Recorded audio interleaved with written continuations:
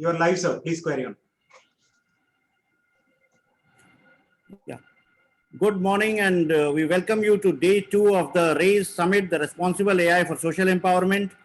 With this session, we'll begin with data and AI-powered financial services this morning, and we have a brilliant set of keynote speaker and panelists to deliberate on this issue. Financial institutions in particular today are leveraging data and technology to improve their services, to offer better services to citizens. And we all know how video-powered KYC is being used. Data analytics is being used to build products that can offer better financial services and ensure financial inclusion at the last mile.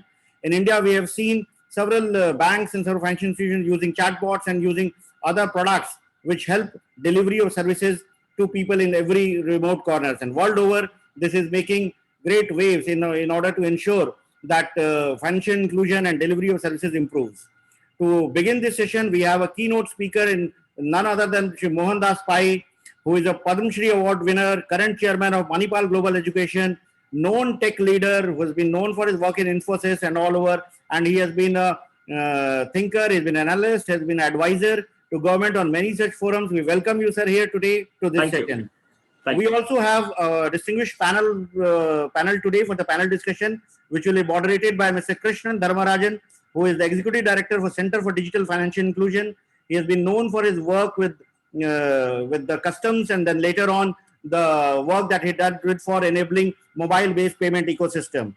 We also have Mr. Vivek Raghavan, who is the Chief Product Manager and Biometric Architect at the UIDAI, which is the fulcrum, the base, the building block on which we are building financial services to reach each and every one. We have Mr. T. Rabi Sankar, who is the Executive Director at Reserve Bank of India, with whom we will be getting insights about how RBI is enabling and using data and AI for powering better financial services. We have Ms. Keyzom Massally, who is from Better Than Cash Alliance from the United Nations Capital Development Fund, and she is the Asia Pacific regional lead for UNCDF. So we welcome you here for this session. Then we have Mr. Kanishk Agarwal, who is the head AI machine learning for Amazon Internet Services, and Amazon has been a partner for this conference, and we welcome you, Kanishk, for this conference. Then we have Ashutosh Chadha, who is VP and Head Public Policy and Government Affairs from Mastercard, and we will be benefited by his insights into how payment services can be made better. And as a demo, we have Ankush Sabarwal, who is the founder and CEO of CoreOver Private Limited, and he's using AI to build in chatbots and offer better services to people in various languages. He is also the winner of the App Innovation Challenge that MeitY had conducted last month, and his Ask Sarkar product was one of the winners of the App Innovation Challenge. So we welcome you all for this session, which will be very engaging. So we go ahead straight away to the keynote speech from Mohandas Pai, Chairman of Manipal Global Education and the known tech leader. Welcome. Thank you very much, Abhishek. Kshitij, can you play the thing? Yeah. Thank you, folks. I'm going to talk about data and AI in fintech, give you an overall view globally and in India, so that the panel discussion will give the details. Next, please. Now, AI has a long history. Yesterday, Dr. Raj Reddy, Chairman of Manipal Global Education. Yesterday, Dr. Raj Reddy also spoke about this history. But what has changed today is that a lot of data has come. So if you look at this, right from 1956 onwards, things have been coming up. 2012, the neural network-based models came up with deep learning. Next. So why AI is becoming the buzzword today all around the world? Why is China trying to spend $150 billion by 2022 to dominate the world? Next. There's a leap in data. Just look at these figures. We have a huge amount of data, some zettabytes, 175 zettabytes of data will be there in the next 3 years. Right now is about 45 zettabytes. And there's a huge amount of data. Data at the edge, data at the core, and data at the endpoint. Now, data at the edge is enterprise infrastructure like cell towers, and endpoints of phones, PCs, and IoT devices. And all this data is coming to the core in the data center. So now we have data being generated all around the world. Next. There's a leap in access. India has 650 million people who have got internet access. And we are seeing that internet consumption is going up. It is 10.6 GB across India. Of course, in Jio, it's about 11.5 GB, and in Airtel, I think it's 14 GB, etc. And you can see the numbers here. And the average daily hours spent per device in the mobile has gone to something like about 4 hours. And I think this is growth happening at an unprecedented scale. And the COVID time also saw this growth.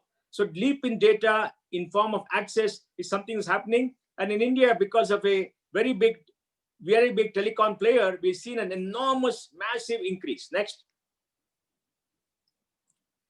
In access to inexpensive assets, data cost has come down. On the left, you see this complicated slide which tells you about every minute how many people log on to many things all around the world. And there are studies which say that this year in India, we'll have more than 100 billion being spent on e-commerce and e-purchases all across. Entertainment apps have gone up. We have seen food apps going up. We've seen delivery apps go up. We've seen finance apps go up. Or in all facets of work, we've seen the digital drive come up. Why is this important? Because data is core to AI. Next. The global COVID fast forward. And this is something that we need to understand. In week one, smartphone access went up by 11.8% in use of data. Week two, 12.5%. Gaming has gone up tremendously. And we're seeing virtual education too. Education in India too, many children get up in the morning, dress up, go to their laptop, open it, enter school, and at 4 o'clock, come out and go and play. They are adjusted to it. And we've seen that e-commerce has gone up, food delivery has come down, entertainment has come down, and other areas has gone up, and the digital payments have gone up in lieu of cash payments. And this enormous amount of change that is happening. Next. Storage costs have come down. Price per GB has crashed here. In India, you can get unlimited data for $1.50 a month, which is tremendous. And if you look at the cloud cost too has come down, and we are seeing many global players come to India, etc. So now cloud cost is actually creating the surpluses for enterprises to invest in more of digital work. So there has been a dramatic reduction in storage costs. Next. Leap in computing power. For AI, you need computing power. For computing on the edge, you need computing power. GPUs and ASICs are specialized electronic circuits which have demonstrated how they can scale up. And now we're having quantum computing, which will go up by a factor of 5 times, hopefully in the next 2.5, 3 years. Next. Algorithmic techniques. Can algorithms take over the work that is done by people? Can algorithms be self-healing, self-learning? Now we are seeing in terms of visual recognition, 98, 99% fidelity. We are seeing in terms of voice recognition, 97, 98. This is old data. We are seeing that AI is learning to write code by itself. So AI is dominating because of the huge amount of data that's available, computing power, and the cost coming down. Next. What does it mean for business? You can collect and process heaps of data at a low cost without reinventing the wheel and derive better than human results. You can create recommendation engines, deep learning, predictive analytics, evidence-based learning, etc. And this kind of learning will be tremendous in improving the fintech penetration in this country and creating new products. Next. So the datafication of everything is gushing ahead, and the head start gained by AI first adopters can mean a death knell to AI laggards. Now we're going to have 2 sets of people, AI first and AI next. And AI next and AI first is going to have a huge amount of gap in future because of the massive increase in data and the massive decline in computing cost. Next. AI first businesses are becoming monopolies. Now I know we got some people from Amazon and others, but the fact remains that they are becoming monopolies. They are becoming very big. The Fangman companies are worth $7.5 billion. They must have come down. We've seen Alibaba and Tencent and Baidu. Now, in 2 countries, we are seeing this huge phenomena. The United States, where we have Alphabet, Apple, Amazon, Facebook, etc., and China, Alibaba. India too has to grow. So we need our local entities to come up and grow because we can't have a monopoly from outside coming and dominating our markets. Next. Monopolies are not encumbered by geographical borders. It has become a data plus AI first world. That means the entire world data is being taken by these digital monopolies, and they're using it for their business. And we are seeing the misuse, we are seeing the great use, and this is going to be the big issue for the entire world in this decade. Abhishek, I've been suggesting that the world should have a universal declaration of digital rights, like the Universal Declaration of Human Rights in 1946. to make sure that everybody has access to the digital world. Nobody is cut off from the networks. Their data is protected, and there's a law to protect them and not contracts. So this is a big, big issue that's coming up. Even in financial services, this is the big issue. Next.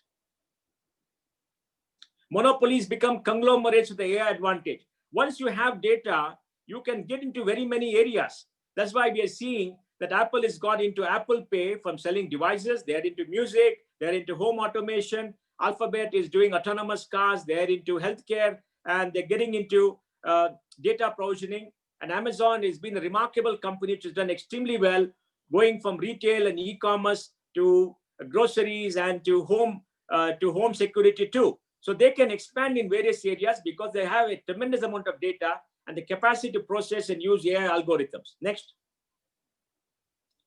So what are the pillars of AI adoption? This is important for the country. Data is the fuel rocket. India has got enormous amount of data. UIDI, Reserve Bank of India, the National Stock Exchange are repositories of data. And then we have got NPCI, which has got enormous amount of payment data. AI talent are the rocket scientists. We need more AI talent. And that's where India is falling short.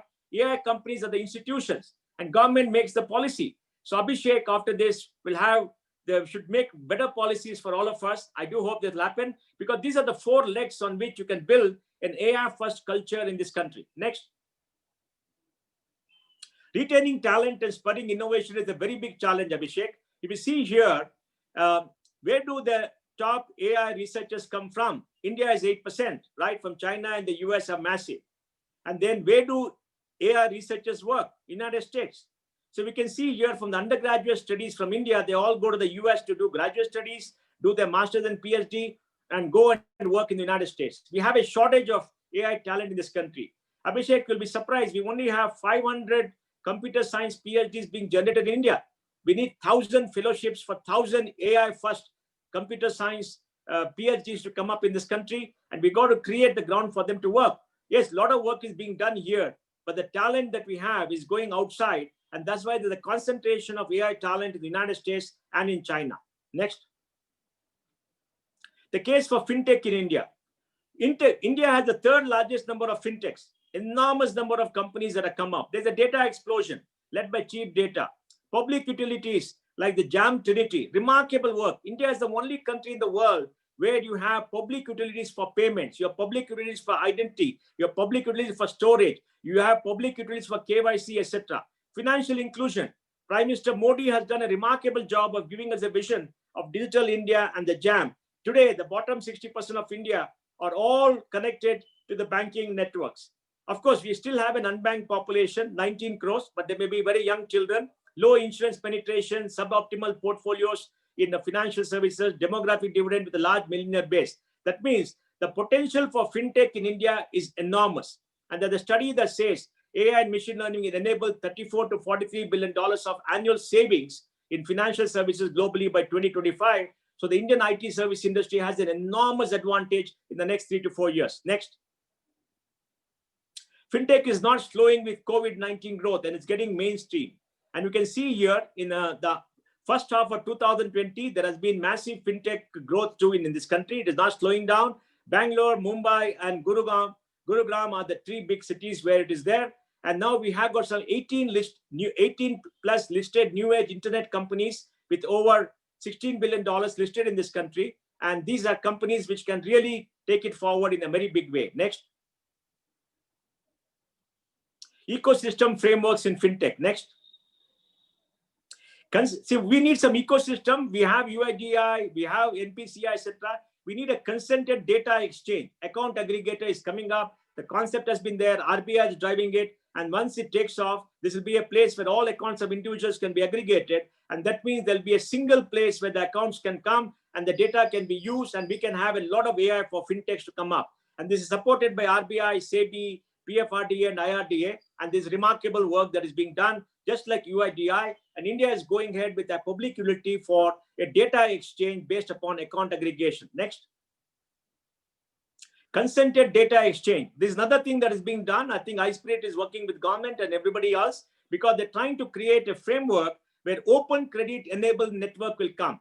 That means the data will be there. People can go there and banks can bid to give them money.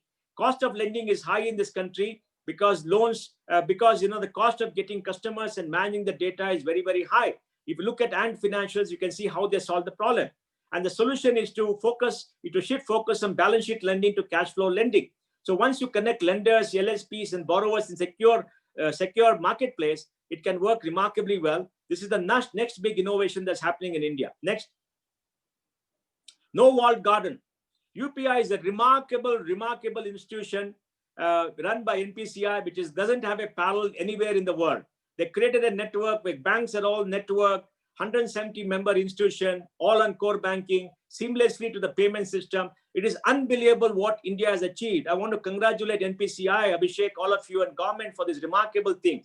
Presence-less, paperless, cashless. This is the best payment system you have anywhere in the world. And remarkably, it is a public utility. And once it grows, it will remain a public utility. Next. The themes of the future, which you must prepare for in fintech. Next. Banking as a service. Now in fintech, banking as a service is coming up. You can see Revolut, which has come up with a variety of services. And by 2020, the services had dramatically increased. They got 13 million users, and they're across many, many countries. So see the growth. And this is what is going to happen in India. But India is a large market. We need much more capital. And Revolut is used AI to create product stack. At the back of all these products is data, is access, is storage, and AI. Next. Banking as a service. Open in Bangalore has created a full stack SME banking for India, where you can onboard through their app, and you can get a variety of services and deal with many, many banks. Indwealth is working as a startup in a full stack consumer banking for India, where you can buy bonds, stock, FDs, etc., and use their platform to go to a variety of players who can offer these services. Because what we need is platforms, what we need is aggregators, and these two are doing a remarkable work. Next. Investment is democratized. Safe Gold is giving you digital gold to buy. And then Small Case is giving you PMS services. And Growmore is giving you discovery and access to guides and opportunities in the bond market. I'm showcasing all this to say in fintech, a variety of companies have come up. They're using AI, they're getting data. Once they grow bigger and bigger, AI will be the differentiator. In all varieties, we have seen them to come up. They must grow bigger. Next. We have seen multi-asset, multi-geography, deep discovery, partial ownership. For example, Vested allows fractional ownership of shares. And these are for investment outside India. Indian company where you can go and buy a small fractional ownership of Berkshire Hathaway. Tata allows fractional ownership of outsourced management of properties. That means real assets are becoming securities which are being sold to users and creating new markets. Next. Multi-asset, multi-geography, you're seeing Facent. Facent is the largest peer-to-peer lending. They have so many lenders. They have got about 1 lakh borrowers and about 5,000 lenders, and they match it through a matching engine using algorithmic trading and an asset allocation engine. Fantastic piece of software. And we also have, other companies doing the same thing. Next. Fintech allows formal access for all Indians. We must remember it's fintech which is going to give access to all Indians. You have banks, you have NBFCs, you have MFIs working at different levels. But how do you give money to the bottom of the pyramid? How do you use big data? Money on click is a social distribution lending fintech. It gives money to the India's lower middle class using AI. It uses 5,000 pieces of data to find out how they are. And by creating a unique joint liability family loan, they're able to give money immediately, and they're able to make sure the default levels are zero. And they've been able to do this remarkably well because they use AI technologies in fintech. Next. Companies expanding the horizon. Next. Alibaba. Alibaba is a gold standard through Alipay. Alipay is worth $250 billion. They're raising $30 billion.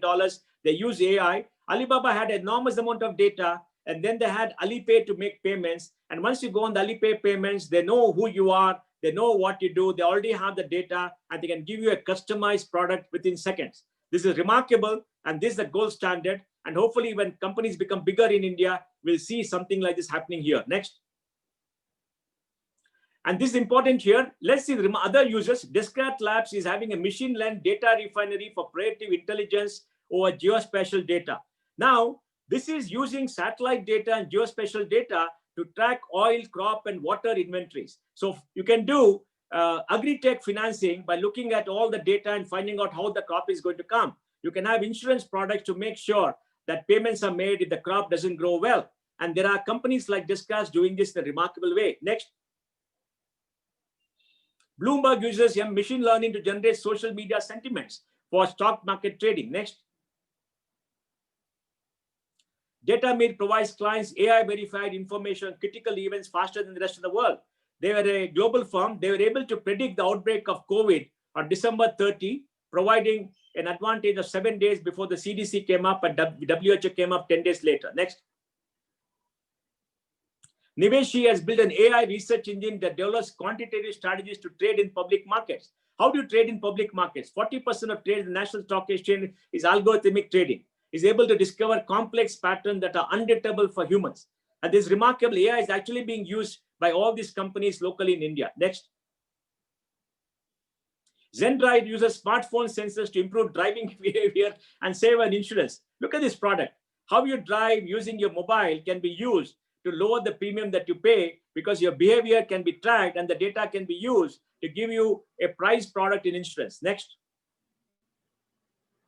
BFSI uses machine learning to detect complex money laundering. We need compliance. We need to tackle money laundering, and this is a real-time app which uses machine learning to detect complex money laundering transactions as and when they happen. And this is a remarkable thing for banks and for regulators all around the country, all around the world. Next. So I want to end by saying AI will dominate the core of the next exponential enterprise.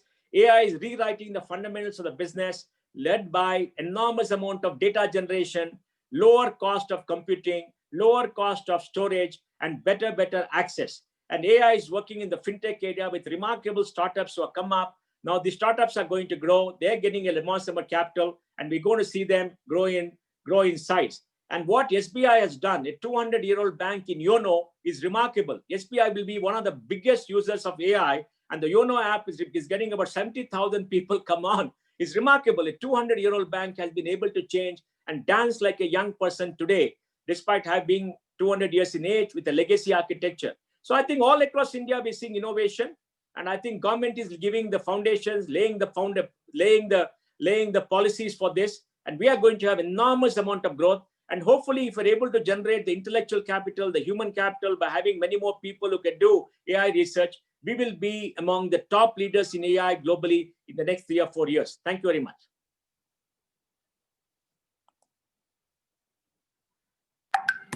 Thank you, Dr. Pai, for the brilliant exposition of all the issues which relate to this session.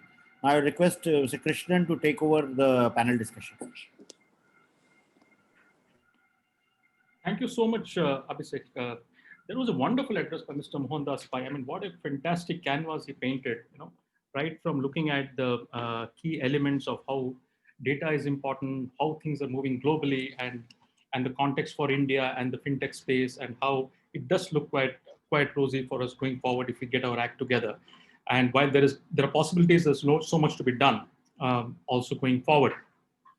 Now, the focus of our sessions now, the entire event is more on the social empowerment side of it, where we not only have AI, but also try to see what does AI do for the people and their needs. We all know though, that we are living in these COVID times, and the economic impact of COVID, of course, has been very severe. So while over the past many years, there has been a focus on taking financial services to the excluded sections, this has become now all the more critical given the aftermath of COVID, and it's become a lot more urgent that we increase the reach and scale and scope of financial services for the people. There are so many things which we can think of doing based on the Mr. Pai's address. One is, how can we use AI to see that financial services reach out to those people who really do not have them today? These could be payment services, or they could be loans, or they could even be welfare transfers to them, to those in need. How can AI help in identifying these needs, prioritizing these needs, finding out whom the money has to be reached to, in what amount, at what time? Can AI do that? Can AI see that the needs of the people at the bottom of the pyramid are met? Then what can we do? What can AI do to tie financial services more closely to the livelihoods of the people? And these could be livelihoods of farmers, these could be livelihoods of women in self-help groups, of a lot of people today who are not immediately within the ambit. Of course, the middle class and the affluent always covered, and we saw a lot of those instances. We would also like to see on the social side, what is it that AI has in terms of possibilities. And as we also saw, as numbers grow up, Mr. Payam mentioned about how AI is being used to check money laundering and all that. So how can we use AI to combat frauds, to predict frauds? Because what we need to understand from the social perspective is that the people who are least equipped to deal with these frauds and who are least equipped to get their grievances addressed are typically the vulnerable sections. So when those people get into the financial space, from the formal financial space, how is AI going to help these people reaching out to authorities in case there is a fraud, in case there are problems which they are having? How can we predict the frauds that come? AI can play a big role there, things like chatbots and reaching out to people and all that. And also the angle of using data. We saw data is going to be used in a big way. So how can we enable data which the people own themselves? How can the data which a person owns be used for his own benefit, and can be used in a way using AI in a way that retains all principles of privacy and confidentiality? So we have to have those principles in place so that AI can be used effectively, use the data and create AI-based models for the people themselves based on their own data. So these are all some of the points which we would like our panelists to touch upon. I will go to each of them and try to see what their views are, because it's an exciting world and it's a fairly blue sky world, which are now so many different ideas popping up every day. I'll first go to Ms. Keyzom from the Better Than Cash Alliance, BTCA. And I'd like to ask her, because BTCA has globally been pushing cashless transactions and digital cash. So now with the onset of the COVID pandemic and with the emphasis on social distancing, digital cash has become more important than ever before. And not just for people to transact with each other across the pyramid. We today have vegetable vendors also, accepting digital cash. Also, while governments are trying to reach welfare payments and benefits directly to the bank accounts of the people, there also digital cash is important.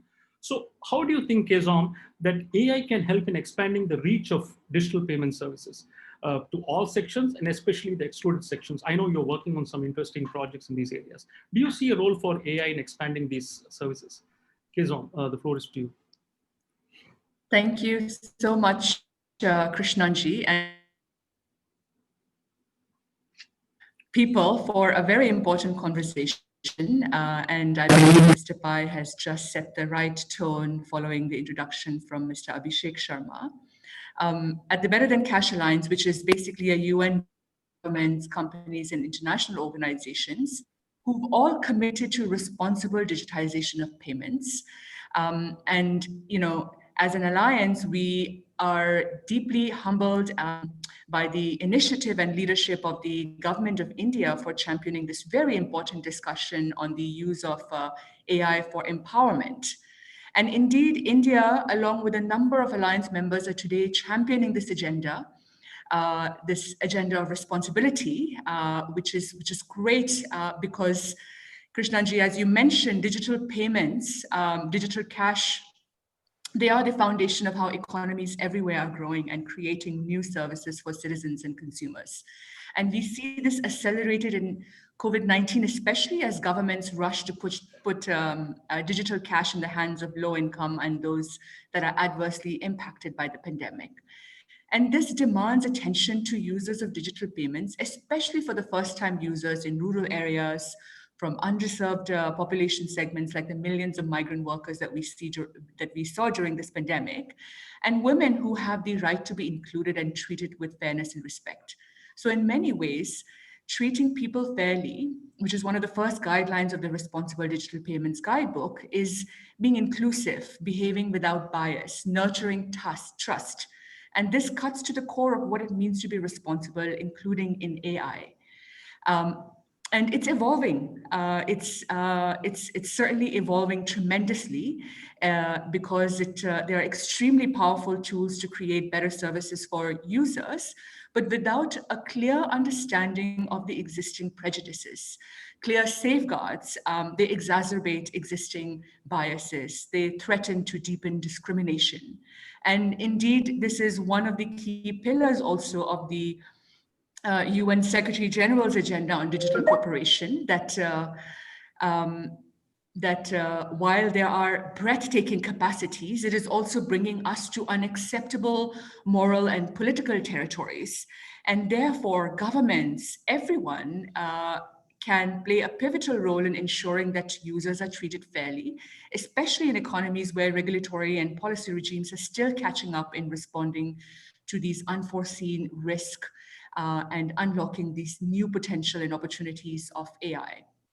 And standards are indeed shifting, Krishnanji, from passive do no harm approach to one that's focused on creating experiential value and contributing to the long-term positive impact for all users.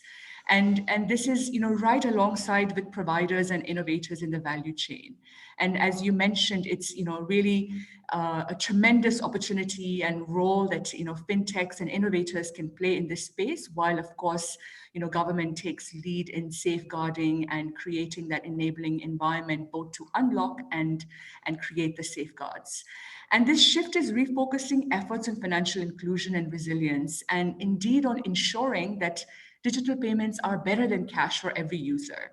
So while at the Alliance we advocate for digital payments, it's only when it is better than cash. And we see that it's not always the case now, but there are tremendous opportunities. And basically, it's a movement where there's changes in behavior and practices away from just shielding your users, your beneficiaries, your clients from losses, and instead towards, fostering their agency, their informed choice and control. So in digital payments, our members recognize that service to the low-income users have been limited to ensuring transaction success. I mean, it's definitely a strong focus and important. We believe that every user deserves to be treated with dignity and respect. And while the power dynamics have often tilted the playing field away from the users and towards the interest of other players in the ecosystem, we feel that the future of fair treatment is where users, regardless of the size of their wallet, experience positive income outcomes, create more income, benefit from using digital payments, and feel supported and empowered in meeting their long-term financial goals. And creating that level playing field to really serve the needs of the low-income people or underserved population segments like the women is not just about doing the right thing. There's a clear business case rationale to create fair experiences for all digital payments users. And the next billion users will include those who are underserved and excluded today. The next 200 more million users of UPI, which is the goal set by Mr. Nandan Nilekani's committee for the next 2 years. And many of them are operating for a lower baseline of trust, routinely face high barriers, and experience a material impact on their lives if their funds are lost. So in order to reach, to onboard, to retain this market, to really deliver the value and the potential of financial services, their experience with digital payments needs to be truly, truly outstanding. And while emerging artificial intelligence are dependent on rules gleaned from the past, we see that this inadequate data, how it informs the service design means that they do not reflect the lived realities. For example, again, the lived realities of women. So while service design in financial services is considered gender neutral, it is often, in fact, gender blind and ultimately designing for men as a default. So blind implementations of AI can lead to systemic adoption of historical inequalities, imbalances, and biases against users in the minority who, and these are just minorities whose actions have not been captured in past data.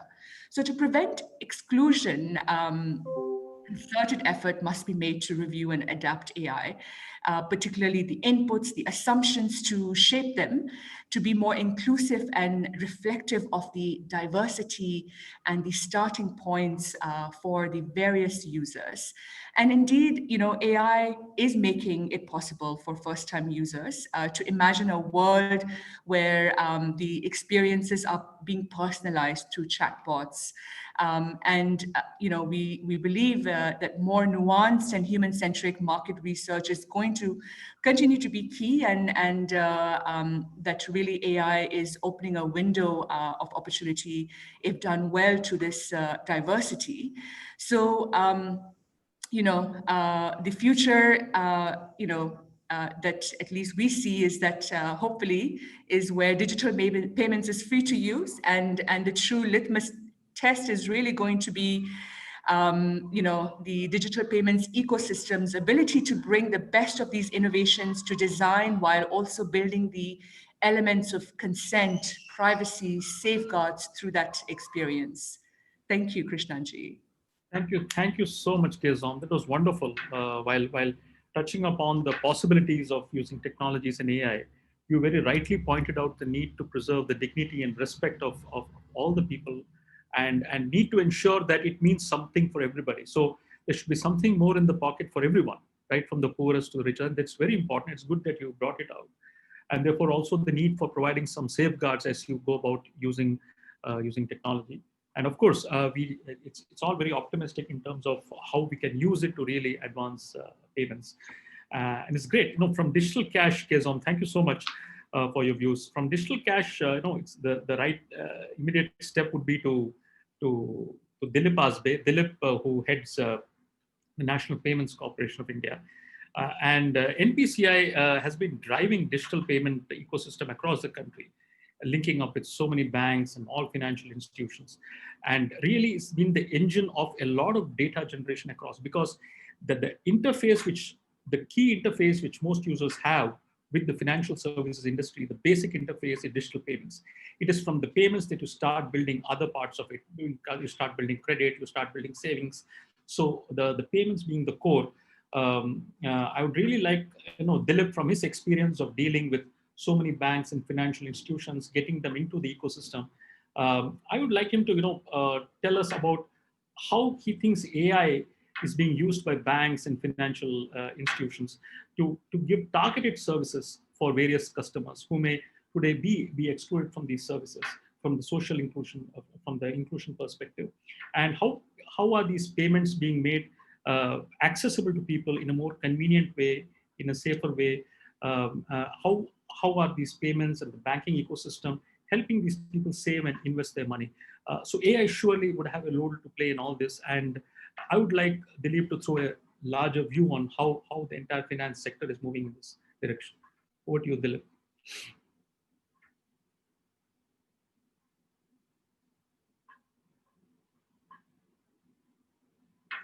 Hello, hi. Yeah, sorry, can you hear me? Yeah, Dilip, yeah. Yeah. The financial services has been fairly rule-based till now. We like the rule-based systems, very simple, easy to understand, explainable, right? To, the rationale of the decision-making to the consumer, whether it's a denial of service, whether it's acceptance of service.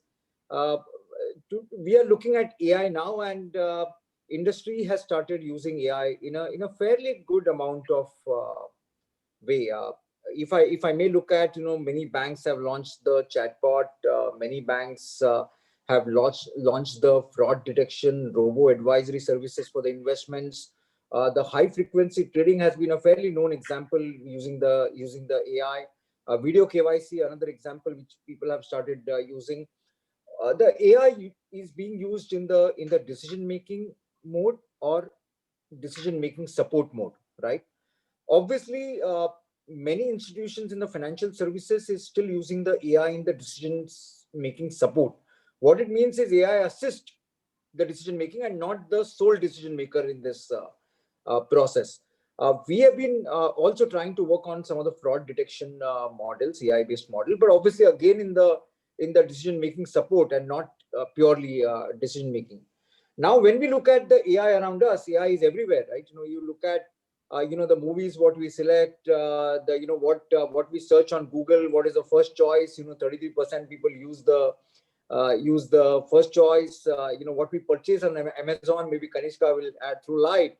Over 35% purchases are based on the recommended so-called what we see on the screen. So the AI is everywhere. AI is impacting us, and I'm sure the financial services system will start using it fairly in a big way for the decision making.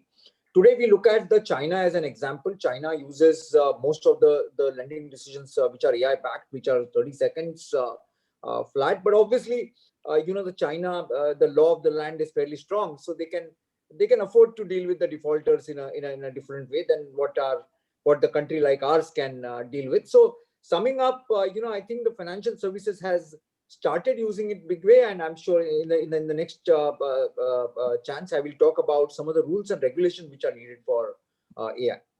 Thanks, Krishnan. Thanks, Dilip. It was important that you brought out the difference, between things which are assisted by AI and actually being done entirely by AI, handing over. And as you say, we are still kind of transitioning. A lot of banks are in the mode where AI is being used as a form of assistance, so the human continues to take decision.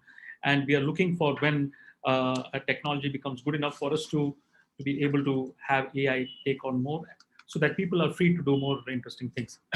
Yeah, I would now come to Mr. Ravi Shankar from the Reserve Bank of India, and the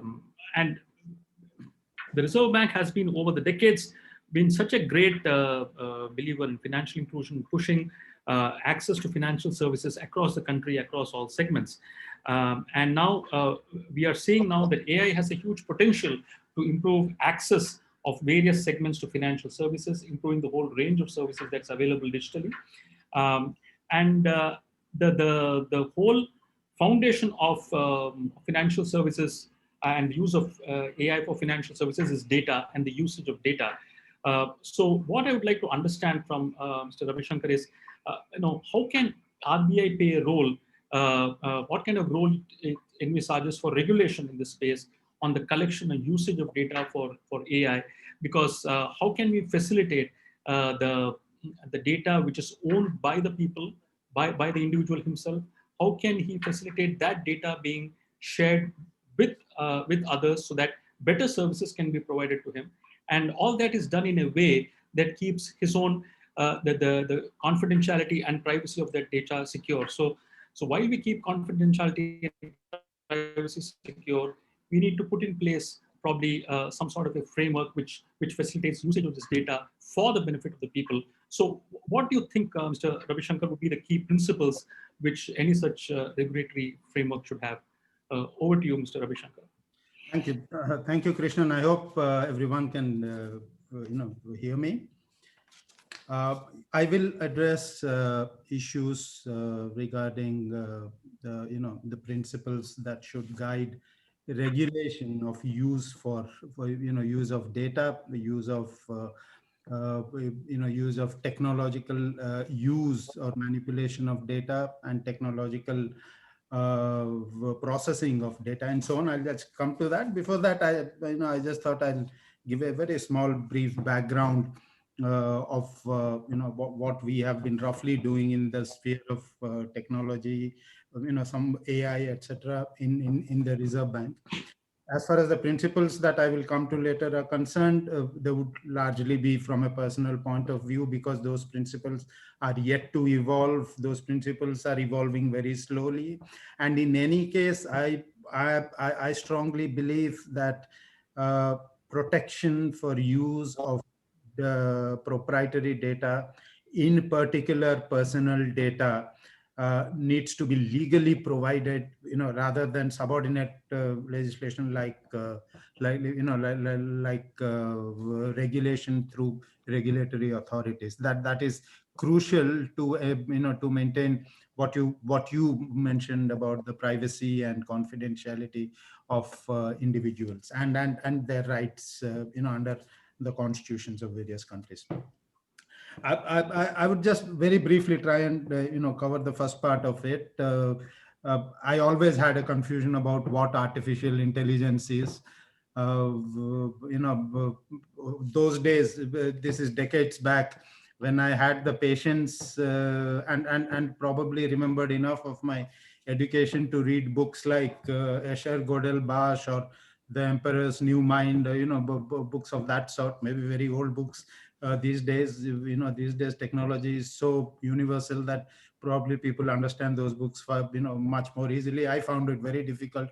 That is when I came on to this this notion of what artificial intelligence is, and I always found it very difficult to pinpoint that what exactly constitutes thinking. So I had a simple heuristic: any program, software program or otherwise, any program that reduces or substitutes for human thinking would be something I would put under artificial intelligence, and that sort of rhymes well with the use cases that one sees were described for artificial intelligence in this, because many of them are simply rules written that are executed by computer systems.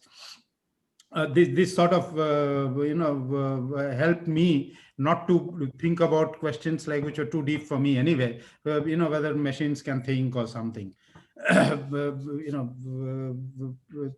probably around that time I also read about how Alan Turing turned the question around and tried to answer it in a different way. But be that as it may, AI sort of for ethical, philosophical, and other reasons went through ups and downs. I believe there was a phase called AI winter, maybe sometime in the in the 80s. But two things have happened which has given this a huge fillip in the last decade or maybe two. One was, the massive generation of data. Mr. Pai, talked about it as eloquently as anyone could. The humongous availability of data. Data is available, people will use it. So you have to develop technologies to use it. And the second is obviously the unimaginable improvement in computing power and the reduction in computing cost, the corresponding reduction in computing cost. These two things have basically enabled a far more use of data to arrive at far more nuanced decisions regarding either human behavior or behavior of nature or whatever. So those things have become easy. It is a far cry from from the data I used to collect manually, going into various ministries in Delhi for my thesis, and and then start processing it using those the huge computers in the university. So it is a far cry from that place. So the thing that are there is that yes, computers can themselves take decisions, certain decisions, rule-based maybe, but certain decisions, and that has already come into the financial sector. What are the areas in which it has come into the financial sector? Largely in the area of customer service. One of the areas where we have also done something is, in terms of fraud detection. We have recently issued some instructions, on positive pay in the check truncation system. Now, most of you would be aware that the day of processing checks physically is completely over. A few weeks back, we had completely shifted over to a check truncation-based settlement of payment of checks, which is images of checks will be paid. Now, to avoid any possibility of frauds there, we have issued this positive pay. As the system gets more popular, as the software develops more, it will be easy to identify misuse of of the check system, and probably at some point of time not completely eliminate maybe, but minimize it to insignificant level any instances of check frauds. Similarly, for money laundering, the availability of data, the availability of funds flow, so much of data and so much of computing power should help substantially in identifying trends in the movement of money, which is key to identifying money laundering and avoiding such similar antisocial activities. Robo advisory services, someone referred to, is clearly an area which has a lot of potential. I have not experienced this myself, so I do not quite know how it works now. But from what I have talked to certain people, it works reasonably well. My experience with my bankers, chatbot, and it's a well-known private sector bank, hasn't been great. It keeps telling me, is this the question you want to ask? If I say no, then it goes back and says, ask the question again. But then I'm sure with time it will improve. Everything is a process. Similarly, for credit assessment, this is key.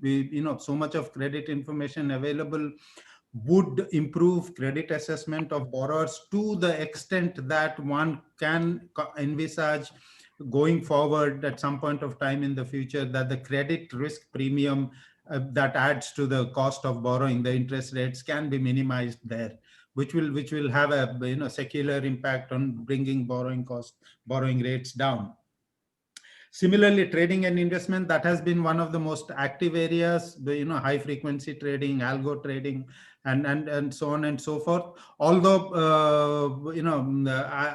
I have not come across any concerted established study on whether such tradings, the benefit of such trading, the net benefit of such trading is clearly establishable. But then obviously something is possible. We basically have to realize that in a very crude sense, all that technology enables us is to increase the speed of calculations, which means increase the speed of processing. Now that might reduce, in finance, in investment decisions, there are two uncertainties typically for a bank. One is the geographical spread, so that the borrower doesn't meet the lender that easily. So there is a geographical spread, and there is a temporal spread that I might want to save today, and you might want to borrow tomorrow. So there is a temporal gap. This gap can go up. Technology is extremely efficient in bridging the physical or the geographical distance, not so much the temporal distance. Therefore, you need someone to take that risk. Once we realize that, we know that the use of AI in trading and investment, whenever it is used, we have to be careful that it actually doesn't disrupt existing price discovery mechanisms. RegTech, SupTech, FinTech are issues on which so many have talked. All of you are experts, so I wouldn't really add much to that. So these are the areas in which AI or similar technology has made its presence felt fairly palpably in the financial sector. In terms of RBI, I will refer to one or two things that we have done. I've already referred to the check truncation settlement and so on. The Central Payment Fraud Information Registry that we have put in place. We are looking at this as, once enough data is collected over a period of time, it would eventually enable prevention, reduction, and early detection of fraudulent transactions in the financial system, wherever it happens. Another area on which there could be further development is in terms of geotagging of touch points. This is extremely crucial for financial inclusion, because one could easily, this data can help one help the drive to cover uncovered areas for financial access, and also devise very region specific, culture specific, geography specific strategies, acceptance strategies for digitalization of payment transactions. So products can be far more adapted to the local lifestyle to improve their chances of success. Similarly, a third area that I thought I'll just bring your attention to is online dispute resolution. Now, this is an area that we have introduced it. I don't think there's a parallel anywhere in the world. But then, as I talked about the chatbot of my banker, this is something that we would learn over the period, and the system would learn, it would absorb more information, and AI would be the key to ensure that these online dispute resolutions basically do away in virtually all but the most few of cases, basically does away with human intervention. Now that is something that I look forward to. I've sent money to my vegetable vendor, and suddenly my vegetable vendor calls me that, sorry, I haven't received it in my account. I haven't received this thing, although it hasn't happened to me. The UPI system, I haven't used it much, but whatever I have used, it has never happened. But then should such things happen? But I believe there are drops and so on that happen. If the system itself identifies the drop, technologically traces the drop to where the fault was, and corrects that mistake and redoes the transaction, it will be wonderful. I mean, in next to no time, you probably will not have the customer even realize something has happened, and there need not even be a dispute that has arisen. We are looking to that phase, but that phase will probably be sometime in the future. We have started started that process. I will now just cover the basic regulatory parameters on AI, and as Krishnan you said about how to manage the data, the huge amount of data that is generated in the system. Like I said, these principles there are two things we have to keep in mind. One is law rather than regulation should be the backbone of of such protection for the individual. The second point is that this regulation is evolving. We eventually going forward, we'll have to look at how to ensure properly regulated framework, a framework that is backed by very strong and robust legal systems, how regulation can ensure various aspects of data use. I would broadly cover them under, let's say, legality, transparency, and efficiency of data sourcing is one. What regulations we need to have there. Integrity of the data that is collected. Then how do you ensure data privacy and data confidentiality? What should be the principles for responsible and accountable data access by businesses or governments or other entities? And could we put in place an organized data monetization framework? So broadly, these 5 areas would be the ones I've talked about very briefly. So nothing to worry, maybe half a minute on each. Like I said, one of the reasons I can't talk about much is these are just ideas that I'm floating for wider debate. Maybe some of them are just in my mind. Maybe some of them are not concerns at all. But a wider debate would definitely help. Involving the government, involving the industry, and so on. In terms of legality, transparency, and efficiency of data sourcing, the basic principle should be this. The basic principle should be that there is a clear legal protection to the data creator when that data is used. When I have put my photograph on a, let's say, a social media platform or something, how, to ensure that that photograph is not misused or not used for illegal activities should basically be provided in law.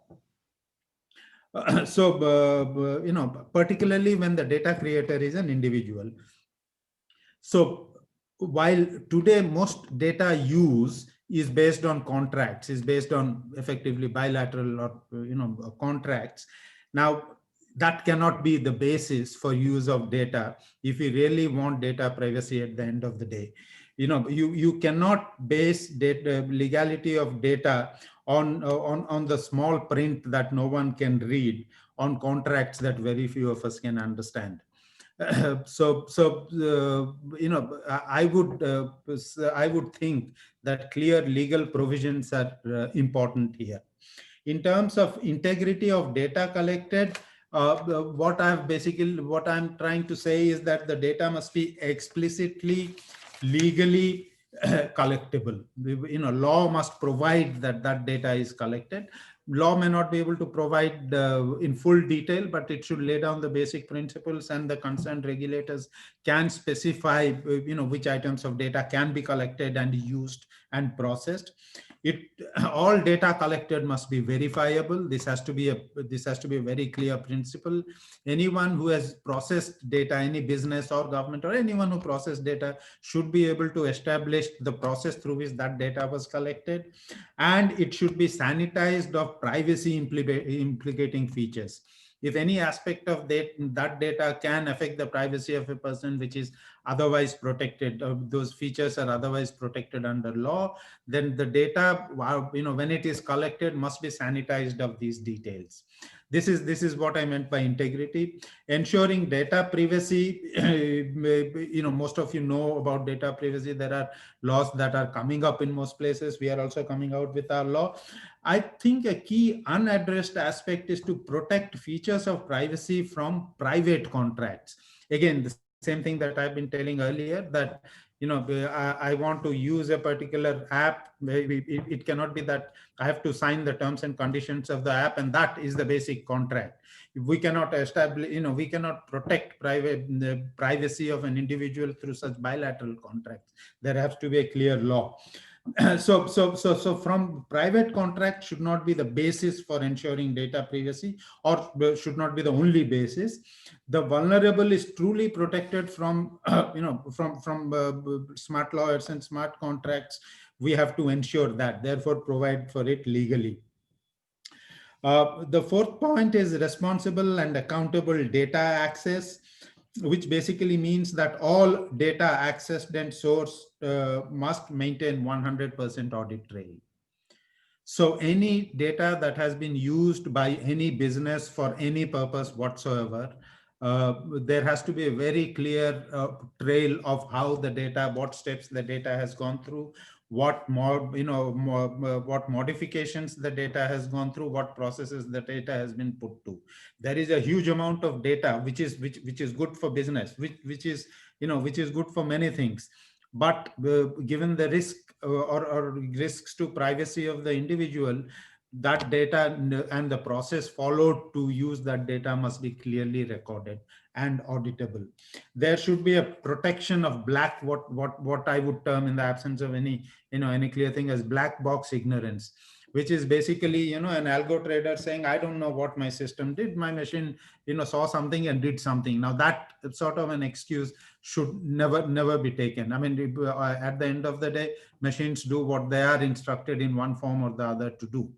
So black box ignorance should never be an excuse not to maintain clear audit trail of information. And finally, organized data monetization. All monetization should be made legitimate only on the basis of a value can only be received if value is paid principle. So,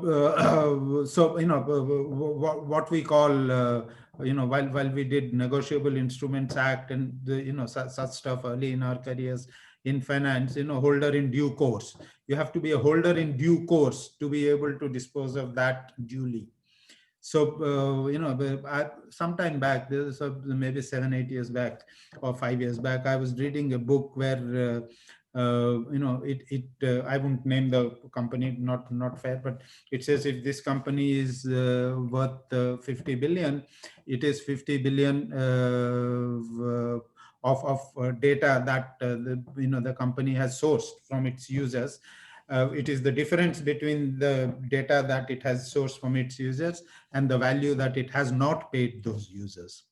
So, we'll have to think deeply. Again, all of these are extremely intricate, extremely legalized, extremely philosophical. concepts. There has to be a lot of thinking. I strongly believe that if we know exactly what we want to do, and in this case, it is that the primacy of individuals' rights under under the Constitution need to be protected in all senses of the term. If we know that is what we are going to do, we will all be able to arrive at a solution that is acceptable to the individual, to governments, to business, and to society at large. I would stop there. Thank you so much. Thank you so much, Mr. Ravi Shankar. That was really insightful and wonderful. Of course, we came to know the different things which RBI is doing using AI. But what was more interesting, the way you put out the what could be the constituent principles of any framework that gets involved. Also saying that nothing has happened so far, and a lot of insights. I mean, really, it was not just about regulation. It was also about business. It was also about monetizing data. And of course, on the philosophy of it all. So clearly, these are very deep issues that we need to grapple with. And the way technology has been growing in this area, I'm sure some quick steps will be taken in this regard. And as with everything that we have done in this country, especially with RBI, it has always been enormously facilitating for new technologies. It's only drawing the boundaries and then letting a lot of space for people to innovate once those boundaries are drawn. Thank you so much, Mr. Ravi Shankar. Thank you, Krishnan, and thank you, Abhishek, for inviting. Can I leave? I have to join another meeting now because it's over now. Or do you want me to stay for some time? We would love to have you, but if your meeting is there, it's fine. But we'd love to. I mean, it's up to you. Yeah. I'm sorry. Maybe we'll I will. Sure. We can carry on. We will get back. Thank you, Mr. Ravi Shankar, Executive at RBI, for your reviews, and we are truly grateful for joining this summit and sharing your insights. If there are any questions from the audiences, we'll mail it to you. Thank you. Yeah, that will be great. Thank you so much again. It was very useful, really useful. I'll then come to now to Kanishka from Amazon, and a lot of the discussion that we are having, Kanishka, I've noticed is around using the data and the growth in computing power today, how that has enabled AI to happen, and how that is enabling AI to happen in real time, to give real-time responses to situations for users. And the scope of what is happening is increasing, the scale of what is happening is increasing. And as we expand the social reach of this, as we start reaching people in the bottom of the pyramid, the scope and scale of this is only going to increase manifold. So I would like to understand largely from the perspective of huge crowd providers like the organization you are from Amazon. What does it? How are you looking at this challenge of being able to cater to the demands of people doing computing for AI using cloud resources, both in terms of the tools which you provide and the kind of readily flexible resources that are provided for processing unstructured data and turning around results in quick time. Over to you, Kanishka. Sure. Thank you, Krishnan, and thank you, Abhishek sir, for getting us on this panel for this really insightful discussion on getting financial services infused with AI and ML for broader good of India. Right? Now, I think some of the stage was set by Ravi Shankar ji, and unfortunately he had to leave. But some of the pieces that he mentioned, right, and that's what has happened over the last couple of decades. AI has not been a sudden phenomena which has happened over the, say, 5, 8, 10 years. It's existed for decades. Way back in the 50s it existed. But the real difference that happened was back then it was really a realm of higher research institutes, of large tech companies that could afford that computing power, those respective machines, the storage devices that was required for the data. And that's actually changed over the last decade. What you see now with cloud computing, the kind of compute power that you receive, the ability for you to scale up, scale down, the elasticity that you have, the ability for you to go global, that's gone extremely high. And that's what is causing the absolute proliferation of machine learning and AI. And there are really 5 pillars. Right? So the first one is, from a traditional data center compute facility that you look at versus a scalable cloud facility that you would look at. If you were to move to a cloud or look at how can I deploy machine learning and scale it up, you're looking for agility. You're looking for the ability for you to immediately pull up a server, pull up hundreds and thousands of servers in minutes, actually. And if you did that in a regular setting, it could take you weeks, if not months. And if it fails, you can actually just shut it down and start the next one. So it's a very fail-safe environment that you can operate in. The second is, and this comes up all the time, is really the cost. Nobody wants to put out a capex investment into a data center and provisioning it for a peak or a trough. And I can give you examples. For example, if there is a massive sale coming up on Amazon retail sometime in November, December, then do I want to actually provision that kind of capacity for the rest of the year, or can I actually scale that capacity down and only use and pay for what I actually use, which is really that cost saving, the elasticity that you can bring in, the ability for you to move this into a variable expense. Right? The fourth is really, you don't want your developers to actually be handling compute, your storage. They're best suited when they're building their models, their machine learning algorithms, and that's what they are really clued in, kicked in about. So getting them to actually do this undifferentiated work is a bit difficult. Right? So you would want to take that away, have them focus on the right job, and leave this undifferentiated piece again to cloud providers. And finally, is how can you actually go global? Today we're talking about latency. We're talking about how can Indian app ecosystem actually go global? How can you have services that are offered here in India or any part of the world come to you at the same kind of latency that you actually receive for something that is local? So, you can actually today have a data center based in India. You can have something based in US, Europe, port your applications in each of these cloud providers, as well as those data centers, and run it across. Right? So you have a huge go global network effect that you receive when you're on cloud. Now that's on the infrastructure and the ability of gearing up to it. At least at Amazon Web Services, we believe the second part, which is making sure every developer, and this goes with absolute expert practitioners, people who are super clued in on how to run a machine learning algorithm, to your regular developer, to somebody who just has no clue about AI, can still use AI. So, get machine learning in the hands of everyone.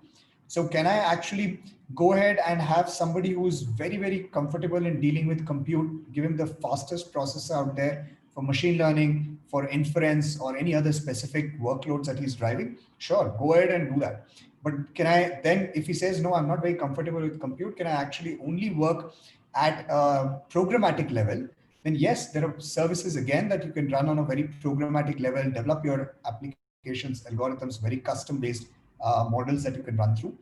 And there are a number of organizations in India that are today doing that. Right? Today, for example, Janagraha runs an entire urban image repository on machine learning, which is they actually have a lot of these images that come off municipal corporations. They analyze that, know the economic condition, know if there are issues in that particular municipal locality, and so on and so forth. Right? So there are a number of those cases in mind that keep coming up, to a point where somebody says, well, I don't even want to work at a programmatic level. All I want is just give me a service. All I'm going to do is give you an image and tell me what does that image contain.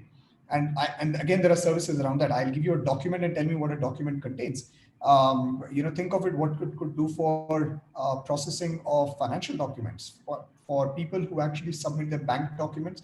Can I actually read those bank documents right away and tell you, if this person is creditworthy or not? And that takes away the human element to it and actually passing it through a regular system for OCR or natural language processing. So again, multiple pieces of this entire infrastructure that can come to bear here. And the way we are looking at is how can we make this very accessible to people as well as organizations, be it the financial regulators, the financial institutions of India, or even the government in this case, come together and get into a very agile mode of developing and building AI/ML applications. Over to you, Krishnan. Thank you so much, Kanishk. That was a really good insight into how really large providers are looking at this, one in terms of scaling and then putting tools in in the hands of everyone, in one sense, democratizing this whole revolution. And that's something where, those in India wanting to kick up this countrywide movement towards usage of AI, that really be of relevance to them. I'll now come to Vivek Raghavan from UIDI. Thank you, Vivek, for your patience. I would like to look at the whole context of Aadhaar. Today you have biometric data of more than 1 billion people, right? And we also had Mr. Mohandas in the opening address talking about the kind of data which India has today, large data in these public utilities like Aadhaar, which can really be leveraged for the people. I would like to ask you, how are you looking at usage of this data in a way that, one, to improve Aadhaar services themselves, improve ways in which you can promote the security of this data, or awareness around various things around Aadhaar with people? Can we use the data for that itself in the first place? And then going forward, another step, how do you think you can use AI when Aadhaar gets combined with other financial services, which the government is thinking of giving to people? Because Aadhaar is somehow, as they say, the Aadhaar, it is a foundation of many of the services, including the welfare measures that are happening, and including the Aadhaar-enabled payment services that are there, authentication services that underpin a lot of the KYC that's happening across banks, common KYC. So with all of these, how do you think we can do more with the data that you have? Granted that today there could be some limitations, but I would like you to also look at a blue sky on this, and how is it you feel that this data can be used? Over to you, Vivek. Okay, thank you. Thanks, Krishnan. I just wanted to say that, first of all, I know this is a session on data in the financial domain. I am not from the financial domain, and obviously I am here, but identity is actually the underpinning, right, of financial services. So so therefore I come today. I'm representing. The other part about it is that which is slightly different from other people, is that firstly, I am actually an AI practitioner. So I actually build AI models. I do things with AI, and I also do it specifically for the public space. So that is the perspective from which I'm coming to this discussion today. And obviously, when you are trying to build AI for the public space, and you want to have AI to help social empowerment, then you have to actually understand what are the principles that must be used to build AI models. And then I will take it down to some of the work that we have done, both internally at Aadhaar, and some of the things that we are actually thinking of rolling out, which may have significant implications in the financial space. So the first principle, right? I think notwithstanding all the companies, I think in the spirit of Atmanirbhar, when we are talking about public space, first thing is that we must be working with open source. That's something that is fundamental. We should not use, I think that's something that's a core principle. And interestingly, if you look at AI research in the world, and literally there are new developments every week that happen there. There is a dramatic amount of work that is happening in open source, and we have to leverage. And ideally, we have to not just leverage, but also contribute. Sometimes that's possible, sometimes that's not. But in the end, we should always leverage open source, and that must be the starting point of what we do. The second thing, of course, there's all kinds of exciting things that people will show you that AI can do this and AI can do that. And AI certainly is a wonderful tool that can help you do all the things. But if you want to help it to improve financial inclusion or improve social empowerment, it must be integrated into existing national platforms. You can't do something off on the side and say that. So that is the other key point, is that we must integrate in, and Aadhaar is an example, not just only one example. There are many things that you have to work, and you must integrate your solutions into existing platforms. And that's something that is a passion for me, that's something that we need to answer.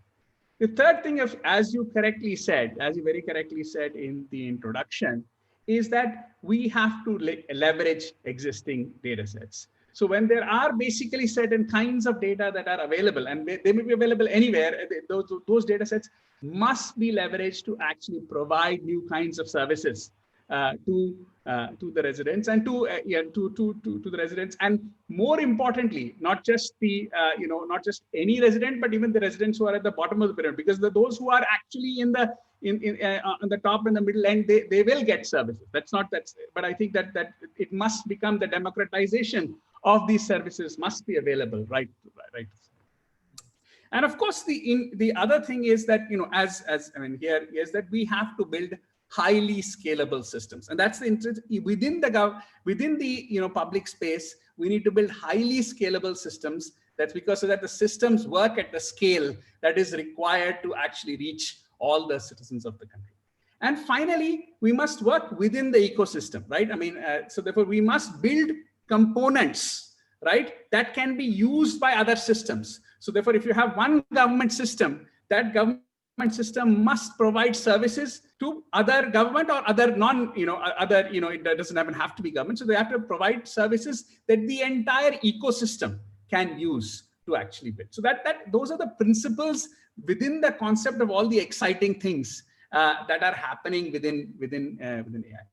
So I think that's one that I wanted to start with that point. The second point is I want to talk about some of the, we have actually built, from using open source, we've built a whole bunch of actually world-class models within the government. And that is probably one of the unusual things that within the government to actually to improve the Aadhaar services themselves. And so therefore, we have actually a team of, 20 to 30 AI practitioners who are there, 20 AI practitioners there, who actually build these models and actually are integrating within the Aadhaar ecosystems.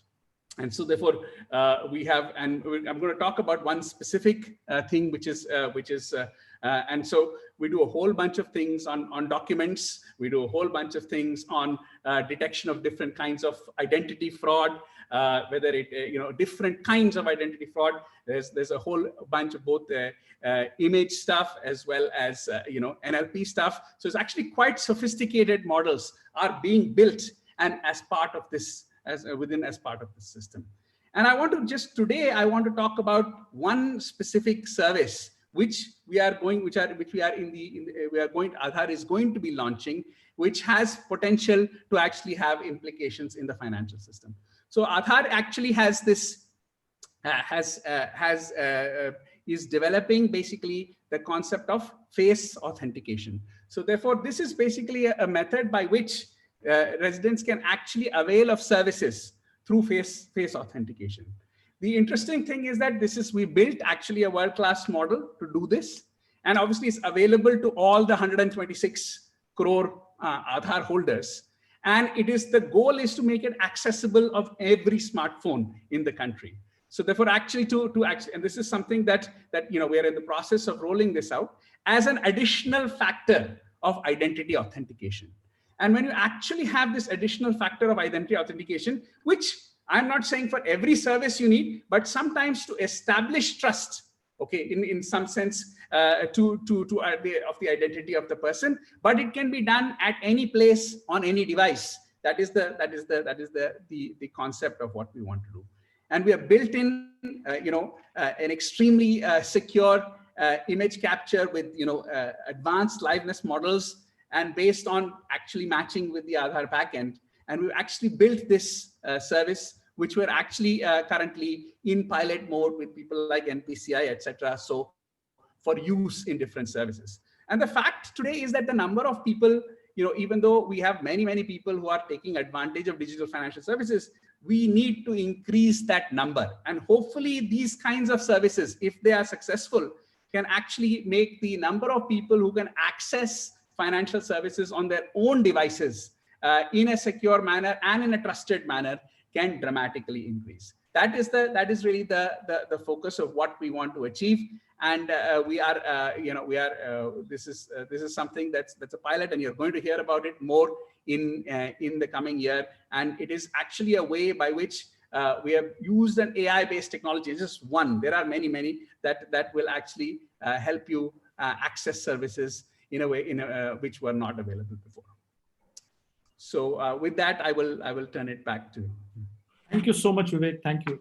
That was really interesting, and I think you kind of announced a new product from UID, which is going to come. It's very exciting. We all look forward to that happening and also using it and testing it out for you. And we hope it really works, because we have the kind of data required to perfect models like these. And it's time that we started doing it with the data that we have. Really excellent way forward. I'll now come to Ashutosh from Mastercard.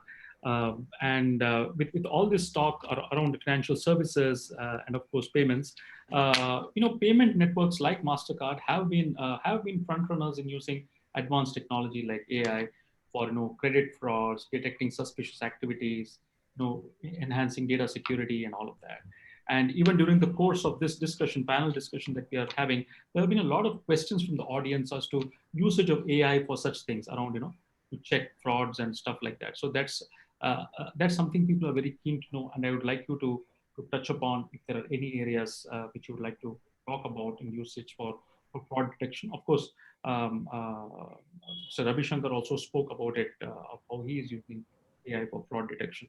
And again, I would also like you to the second part quickly. Also, let us know if there are moves afoot to to see how AI can be used to take credit decisions over maybe specialized credit cards for the people at the bottom of the pyramid. Can we, for example, can you use AI to give some credit to unbanked farmers and give them the kind of payment options that they need that ties in with their income cycles and livelihoods and all of that?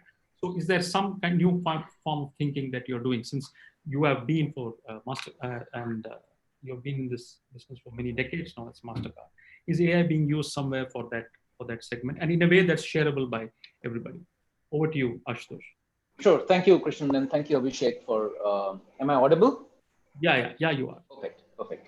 So yeah, some very good questions, and the advantage of coming in last is that a lot that needs to be said has been said. And so from the vantage point of Mastercard, you're right. We do look at data and AI as a very important building block for financial services.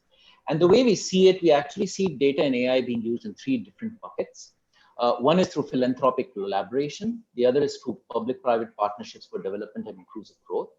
And the last being to provide data and data science services to governments and businesses and customers and individuals alike, so that there is commercial value which can be derived out of this.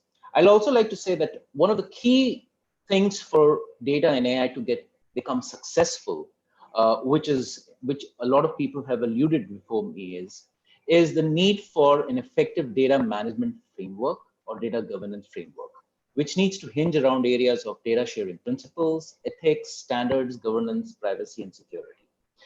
But to sort of come to your point, which you talked about, where you talked about how can data really be used for data and AI be used for, and what have our experiences been in terms of credit and addressing fraud. So just to give you a few examples, smallholder farmers, one of the key issues that we see in smallholder farmers, especially, or those at the bottom of the pyramid, is that most of them are at the receiving end of the middlemen.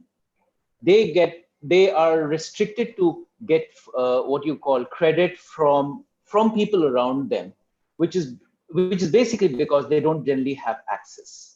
What we are trying to do at Mastercard is actually, and the modification in the APMC Act, which is being brought in by the current government, is actually going to help not just this solution, but a lot of other farmers. Is that we have brought a platform which we call the Mastercard Farmer Network. What it basically does is it connects the farmer with end customers, but more importantly, based on their past history of buying and selling, it helps build a credit history. And that credit history, along with proper application of artificial intelligence and data, and a microcredit program, which we bring to the table along with financial institutions, can provide that smallholder farmer and micro retailers with digital identities which can enable them to get data-driven services and loan products from financial institutions. So whether that's insurance, whether that's working capital credit, or whether that's long-term credit. And that actually will be what I would call an upward spiral for the smallholder farmer.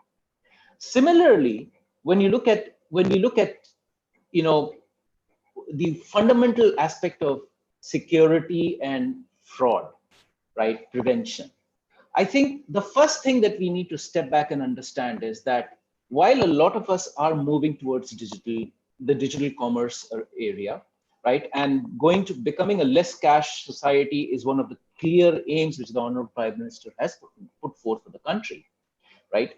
That's going to be fundamentally predicated on trust, which is built in individuals, in the society, in citizens, in the government system, as well as with the organizations. Trust that my payments will go through in a seamless, secure manner.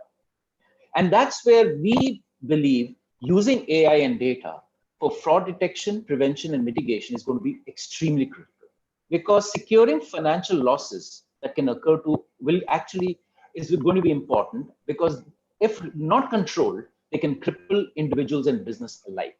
And that will in turn impinge what I would call digital commerce, its adoption and its expansion. So the way we look at AI is to help AI identify real customers through areas like behavioral intelligence, as well as modeling even the aspects of going beyond just the two-factor authentication, going into multi-factor authentication, checking spoofing accounts, account frauds, or checkout frauds. We also look at leveraging, where AI can be used to leverage adaptive learning models to identify fraud in real time and address areas like money laundering or credit risk evaluation. Just to give you an example, and I won't take the country's name, but the continent. In a particular country in the European continent, we actually worked with the law enforcement authorities to use some solutions to identify what we would call not just money laundering, but also terrorism financing. And we worked along with the law enforcement authorities to actually get criminals to book based on the way financial transactions were happening. And that's only possible because of artificial intelligence and the ability to crunch data at large speeds and large numbers, right? Similarly, we see that a lot of MSMEs, especially in COVID and post-COVID, have started getting what you would call a digital footprint. They've started getting a web store online, but many of them don't have the capability and the ability to ensure that they don't have any vulnerabilities in all of their customer-facing websites. So there are solutions using AI and data where, without being obtrusive, you can actually help tell them whether your websites have certain issues. But like I said in the beginning, all this requires very clearly a data governance and security model. Data governance and data security are going to be key drivers of trust in the entire payment system. And apart from having a strong, robust data governance mechanism, standards are going to underpin the entire operation. But at the same time, security and protection concerns should also not lead to rigidity, which will stifle into innovation. That's an important aspect. And hence, we need to follow data governance approaches which are flexible, which can account for rapid technological changes which are happening in the AI and data space.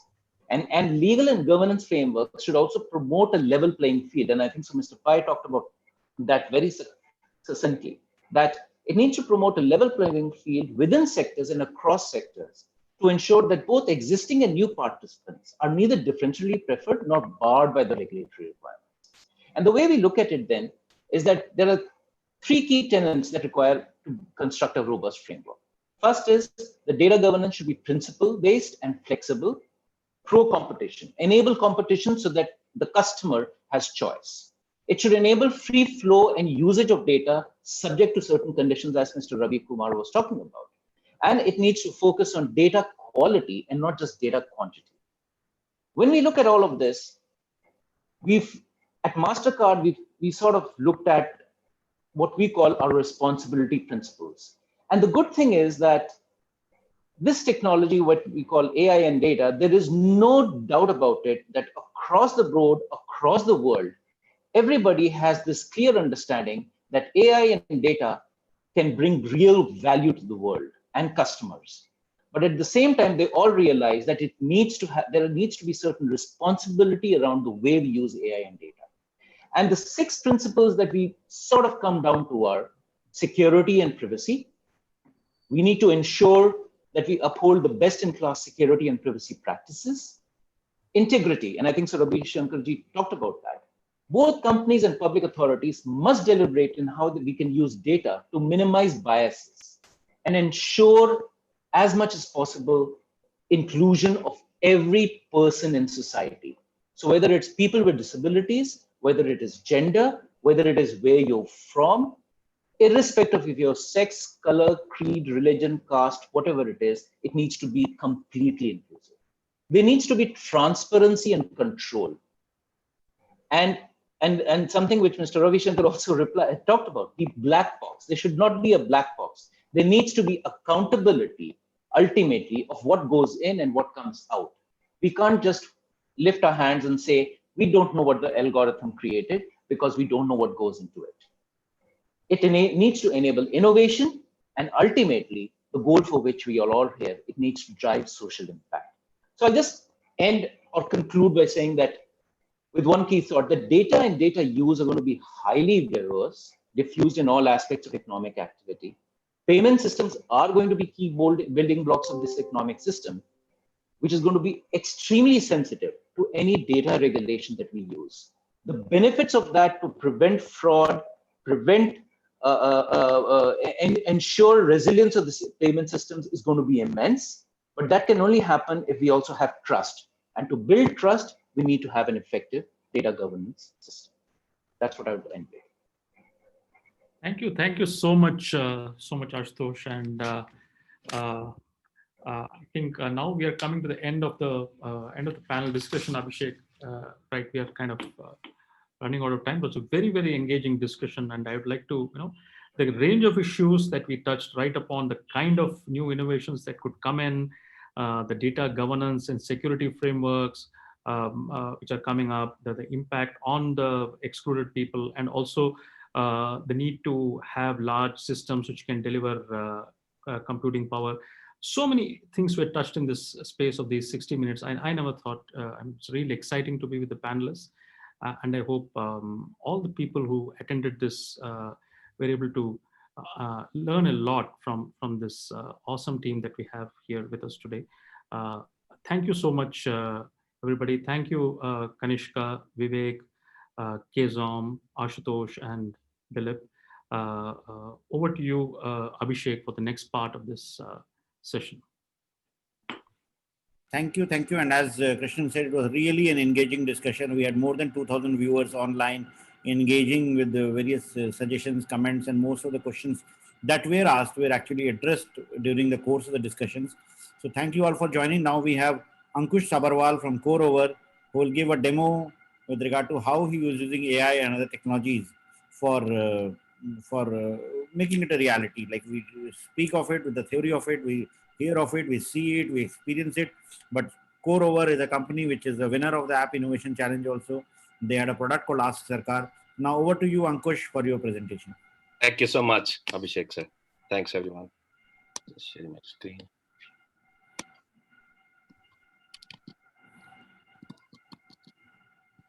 Yes. So CoreOver, we are a conversational AI platform. As Honorable Prime Minister yesterday said, when we merge social responsibility with AI, we get AI with human touch. That's exactly we believe in. We provide human-centric AI, right? We make it as conversational as possible, as local as possible. So is chatbot a luxury or a necessity, right? There are many research reports. I can quote a few. Gartner is saying by end of this year, the adoption of chatbot would increase by from 22 to 25%. And many CIOs have already adopting chatbots and putting that in the roadmap if they have not adopted. and many believe it definitely helps increase productivity. And with chatbot, we do get user personalization and enhanced user experience. And AI is a big topic, right? The whole conference is about AI, but the AI chatbot is just one of the implementations of AI. And you see, chatbots are low-hanging fruit of getting benefit out of AI. When Satya Nadella was here in India, even he was saying, hey, if you have to implement AI, go and implement chatbot first, right? Even one of the quotes from Satya Nadella, he was saying, next 5 to 10 years, you would see all websites would have chatbot. So we believe, so we may or may not need website, but we definitely would need chatbot. For example, if someone goes to a bank and say, as a user, if I'm looking for home loan, if a bank does not give home loan, right, the user would keep looking at multiple options, menu options in the website, and he would go out of the website if the home loan is not there. So bank would not know the user was looking for home loan. And I also spend as a user some time in exploring whether home loan is there or not. You think if there had been a chatbot, so I would just go ask for the home loan in the chatbot, right? So it's not there, that's fine, right? I come out of the website very quickly, and the bank would know what user was looking for, right? Then they can define the product strategy accordingly, right? What is the demand, what users are looking for. And yes, so conversational commerce it's again a big thing many companies are working on. We are also working on with a conversational banking across channel, and in any language of user choice, right? In any format, voice, text, and even video. Again, so one of the reports from Gartner, by 2023, 25% of the employees would be using voice-based chatbot. So this recent report, July 2022, in next 2 to 5 years, we would see a lot of chatbots, conversational AIs, NLP. So we are still ahead in the game, but the future is all about the chatbots. Few success stories. Alexa, right? You got 100 million users. It has actually revolutionized the stuff, right? My kid, 5 years old, even he can set up alarms. He can do a lot of stuff with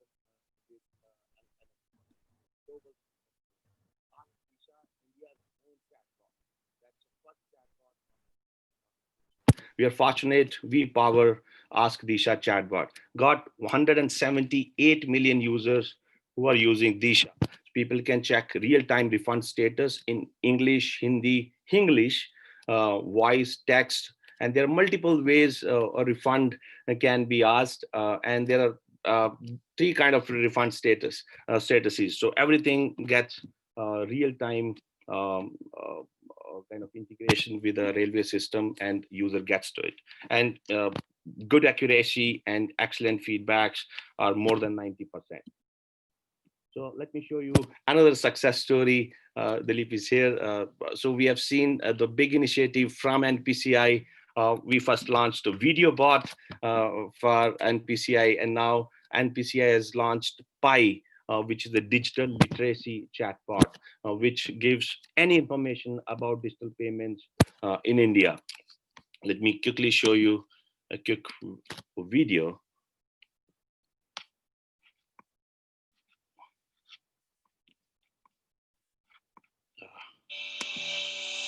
Personal AI, yet another initiative from NPCI to improve digital financial inclusion in India. The AI virtual assistant Pi is available round the clock, helping users with access to accurate information on NPCI products in English and Hindi, as well as through voice. Pi helps to create awareness around products like FASTag, RuPay, UPI, AEPS, IMPS, Bharat Bill Pay, NASH, Team, *99#, and more on a real-time basis.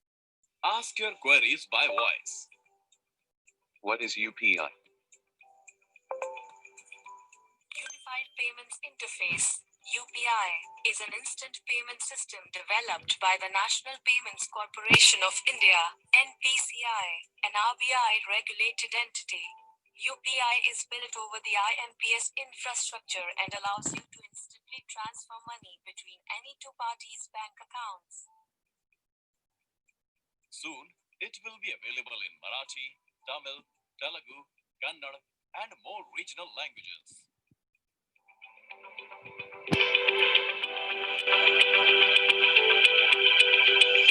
Thank you. Please interact with Pi. Yeah, coming back to this, thank you. So what are the problems which we try to solve with conversational AI with chatbots, right? User wants immediate information. Now, if you see, as MDP Mohandas Pai said, so by 2025, we would have 175 zettabytes, right? So with a lot of initiatives, even Digital India initiative of India. So we are doing digitization at very high pace. So we believe data is already there. So now we need systems so that users can interact with these very convenient way, language, even by voice, right? In any channel of their choice. If they don't want to access mobile app, website, that's fine. So whatever channel they use, phone call, SMS, WhatsApp, whatever channel it could be. So the systems could be interacted with omni-channel chatbot. And user wants authenticated information, verified information. Such engines sometimes might not give that information. So yes, so the stages in the chatbot, informative chatbot, which are very common now. Yes, we see a lot of transactional chatbots. I think soon we would see advisory chatbots as well. And the conversational banking, everything, whatever a teller would do can be done in the chatbots. Account services, loan services, the payments, the card services, even for the employees, human resources, and anything can be handled in the chatbot.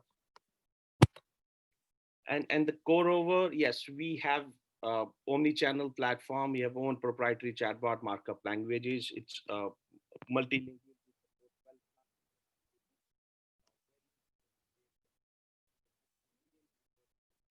What that means, we understand Indian users, what they ask, how they ask, right? So again, as yesterday Mukesh Ambani said, data is a raw material for AI, and I think we have enough data to have better AI systems. So when we have, so my request to everyone is think of having a unified conversational banking platform, so that say, hey, many people and anyways have so many bank accounts, everyone has bank account. So the usage should increase only when the interaction with the bank systems are easier with the conversational chatbots. It helps them reduce operational costs, increase revenue, and also it will help increase the user adoption and engagement. I'll straight away go to a few demos. Let me start with a quick video on Sankar, which is mentioned by Prime Minister Modi in Man Ki Baat. And then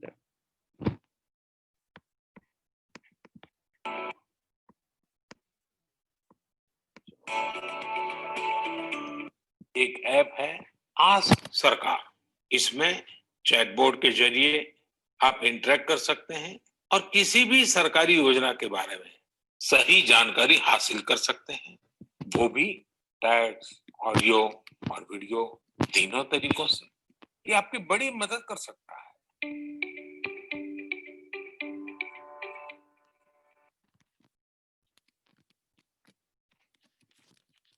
yeah, I'll open Ask Sarkar web app, asksarkar.com. So any information you ask in Ask Sarkar, you will get information from verified sources, government sources. So we have trending topics, we have live TV. Let me ask, how to apply for scholarship?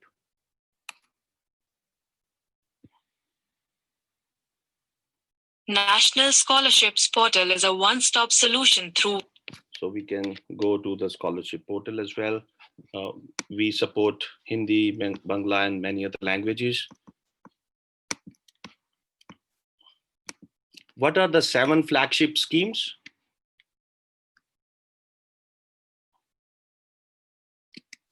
Sure, I will be able to help you with the same. There are total So we have multiple schemes.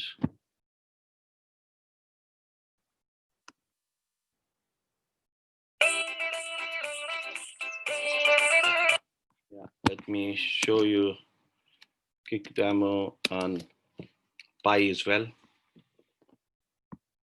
which is NPCI's chatbot for digital payment literacy.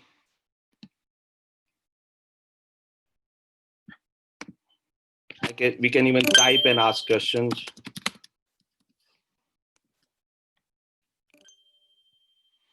So the information is in text. If you ask question by voice, we'll get answer by voice. If you ask by text, you get in text. But anyways, you can play that. Unified payments. And we can run videos. Welcome to the world of And Hindi as well.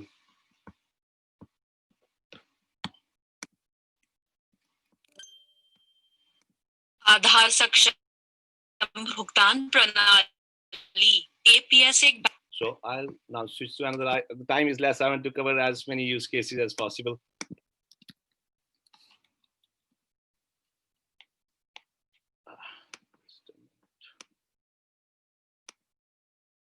So this is the video bot which we created for COVID. It's a COVID bot. We also got an award from Karnataka startup last month. Hi everyone, I'm Dr. Pratik Patil. I'm infectious diseases physician in Fortis Hospital, Bangalore. I'm here to answer all your queries and questions regarding coronavirus and COVID-19.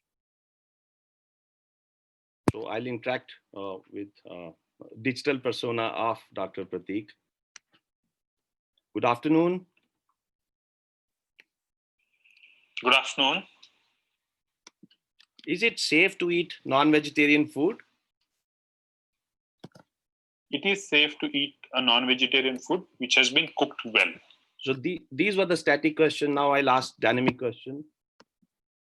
How many cases?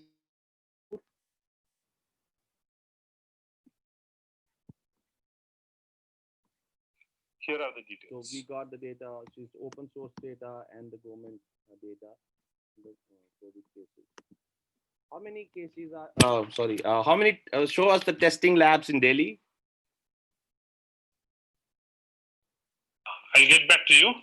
Can you share your contact details, please? So the question did not understand. We can provide the details and system can respond back later. How to deal with mental health? Here are the details. So this is the video answer. It's a dynamic answer. So in this changing times of COVID-19, when we are actually and user can also click and ask question. The incubation period for COVID-19 can be as short as 1 day and can be as long as 14 days. And again, this is in multiple languages, in many foreign languages and Indian languages. क्या मांसाहारी भोजन खा सकते हैं?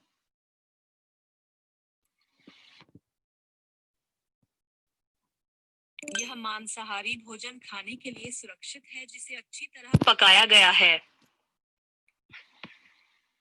Right, so I'll now show IRCTC use case for refund status.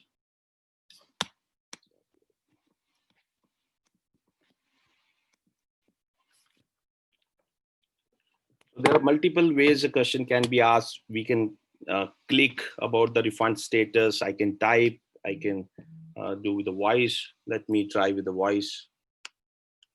What is the refund status of 63424714776?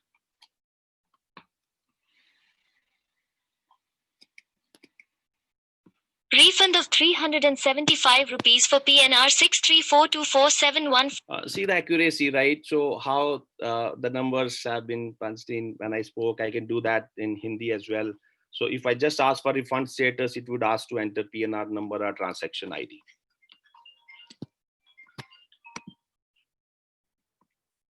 So, and we have now powering, we are now powering Ask Maitri in Indraprastha Gas Limited to create tickets, even to report gas leakage at residence, even to get the outstanding balance. So we have to enter the BP number 500155440.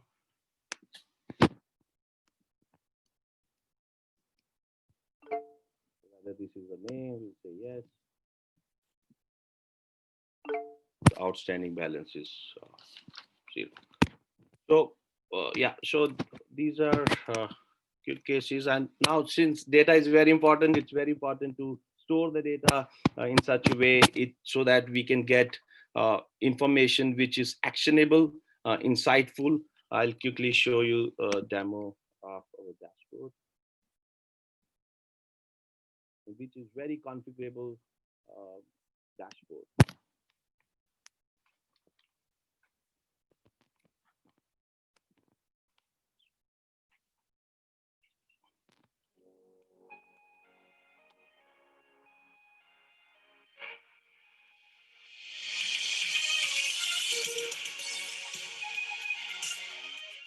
Hello everyone, let's have a sneak peek at Analytics Dashboard, our core over conversational AI platform.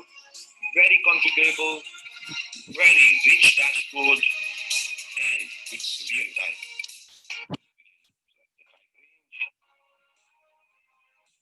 We can select various metrics on which we need trend chart, say pie chart, for the topics.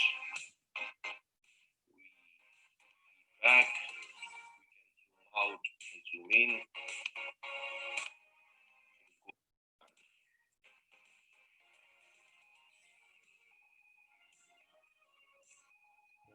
So we can add our own widget. We can filter at any level. So I'll show very interesting chatbot.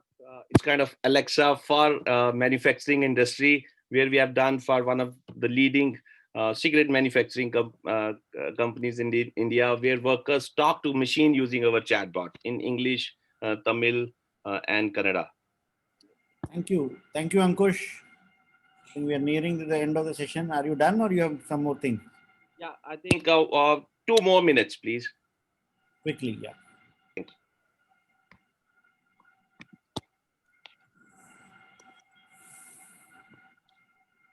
Not breaking issue. Is the machine running? No. Is the machine stopped? Yes. Please check for bill depositing now, please. By referring to the image and confirm. So our chatbot is guiding this guy to fix the machine and how to fix that. So multiple use cases, and now we're very fortunate to signed up a deal with companies in Japan, Israel, and the US. Now the companies, global companies, are using our conversational AI platform to create bots. And now what we want to do, we want to embrace more content in Mastercard. We want ask all states, all government organizations in Mastercard, so that more and more people can use it for their benefit. And also, so now glad to announce even IRCTC would also be co-selling our solution to government and even private organizations. So they have as a co-partner besides Microsoft, BirlaSoft, and 10 more companies who are also selling our platform as a service. Thank you so much for giving me opportunity to give you demo. Thank you, Ankush, and great presentation. Can you stop sharing your screen? Definitely.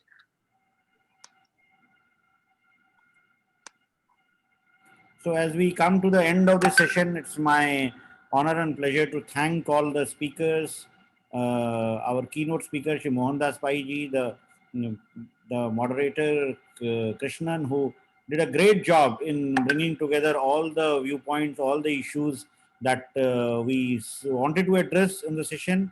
And thank you, Kanishka. Thank you, Vivek ji. Thank you, Dilip ji. Thank you, Keyzom.